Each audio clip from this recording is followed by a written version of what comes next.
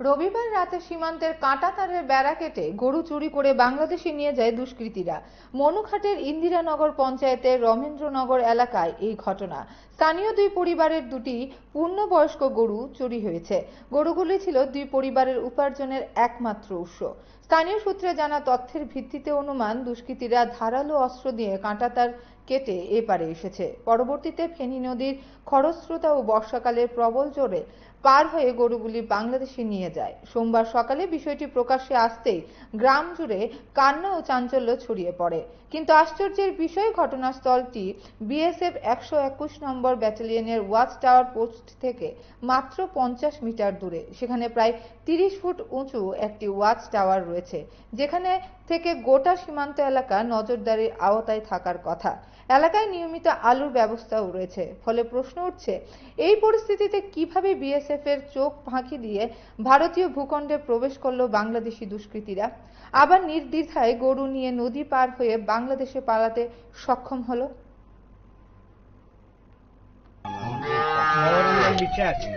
ইন্দিরানগর গ্রাম পঞ্চায়েত। আমার 3টা গরু ছিল, একটা লই গেছে, 2টা বাকি আছে। তার কাটা কাটি গেড়ে গরুটা লই গেছে রাত্রেবেলা বাংলাদেশে। আসছিল, সকালেও আসছিল, আই সাইডটাই গেল, ঠিয়া করে গেল। কালকে রাত্রে গরু চুরি করে লই গেছে। কোন জায়গা থেকে? তো আমাদের এই বাড়ির থেকে। কি নাম আপনার? অজিত বিশ্বাস। কয়টা গরু লেগে গেছে? গায়ে একটা। কতটুকু দূরে আপনাদের থেকে বর্ডার? ও তো 10-15 হাত দূরে। তো যে সময় কয়টার দিকে লেগে গেছে গরু? ভোর 3টা বা 4টার দিকে। না, এখানে গরু বান্ধা ছিল, এখান থেকে 2টা গরু নিয়ে লই গেছে। তো এখান থেকে তার কাটা কতটুকু দূরে? তো এখান থেকে 20-30 হাত হবে। রাতে কেমন সময় এই ঘটনা হয়েছে? 2:30-3টার দিকে। কয়টা গরু আছিল এখানে? এখানে 2টা গরু আছিল। দুটোই লেগে গেছে? দুটোটা লেগে গেছিল, কিন্তু একটা লই যেতে পারছে না। এটা গলার থেকে ছুটতে বের তার কাটারে কিনারে চলে আসে আর কি। এটা লই যেতে পারছে না। এটা সকালে পাইছি আর কি, সকালে তার কাটারে এদিকে। তো আমরা সকালবেলা উঠে এই ঘটনা দেখছেন? হ্যাঁ। তো আগে এমন চুরি হতো না এই জায়গাতে? না, আগে চুরি হয়েছে। বিএসএফ ডিউটি দেন এই জায়গাতে? বিএসএফ তো ডিউটি সবসময় তো দেখি না।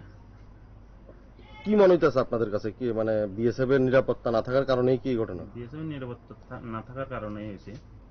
বিএসএফ যদি ঠিকভাবে ডিউটি দিত তাহলে তো এমন হতো না। এই এলাকা থেকে কয়টা গরু লেগে গেছে তাহলে? কালকে 2টা গরু নিছে। আপনারা 2টা?